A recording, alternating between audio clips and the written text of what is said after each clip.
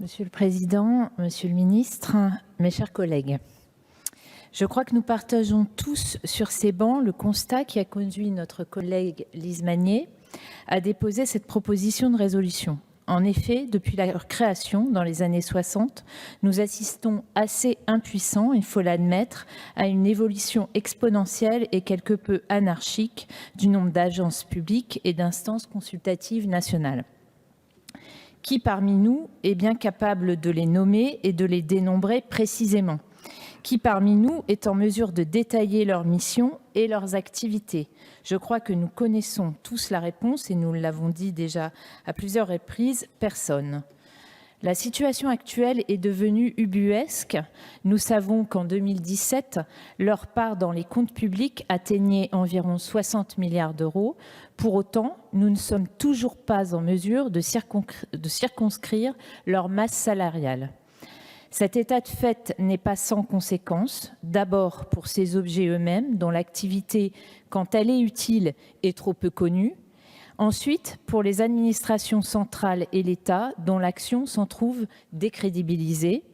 Pour les parlementaires que nous sommes, enfin, qui ne peuvent pas exercer correctement leur mission de contrôle.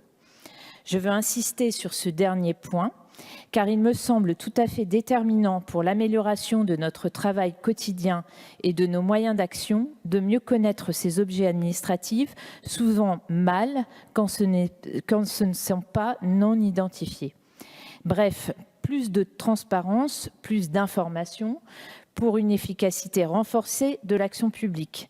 Nous y serions, j'en suis convaincue, tous gagnants. Vous l'aurez compris, le texte dont nous allons débattre porte des mesures pleinement approuvées par le groupe MoDem et apparentés. Qu'il s'agisse de la présentation d'un document répertoriant la totalité des agences et indiquant précisément leur budget consolidé annexé à la loi de finances, et ce, chaque année. Qu'il s'agisse aussi de la mise en place d'une évaluation de leur pertinence les unes vis-à-vis des autres et de leur efficacité respective. Enfin, qu'il s'agisse encore de l'encadrement de la création de toute nouvelle entité de ce type et la condition sine qua non de la suppression ou de la transformation ou de la fusion d'entités déjà existantes qui l'accompagnent. Le groupe MoDem et apparentés apporte donc tout son soutien à la proposition de résolution de notre collègue et est convaincu que c'est en travaillant en ce sens que nous parviendrons ensemble à définir une stratégie d'action publique globale, plus cohérente, plus claire et plus pertinente. C'est aussi de cette manière que nous pourrons mieux contrôler et anticiper les dépenses publiques afférentes.